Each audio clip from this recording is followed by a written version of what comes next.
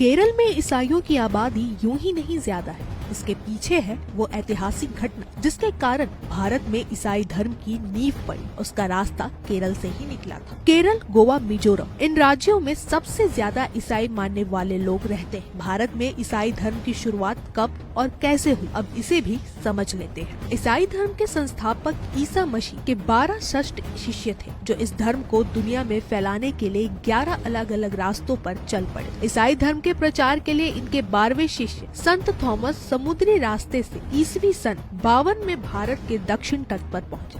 वो जिस दौर में भारत आए उस समय यहाँ चोल वंश का साम्राज्य फैला हुआ था। उनकी भारत यात्रा की शुरुआत केरल के मालाबार तट से हुई। वो केरल और तमिलनाडु में 20 साल तक रहे। सेंट थॉमस ने भारत के पलायूर में चर्च की स्थापना की और धर्म स्थल की तरह प्रचारित किया।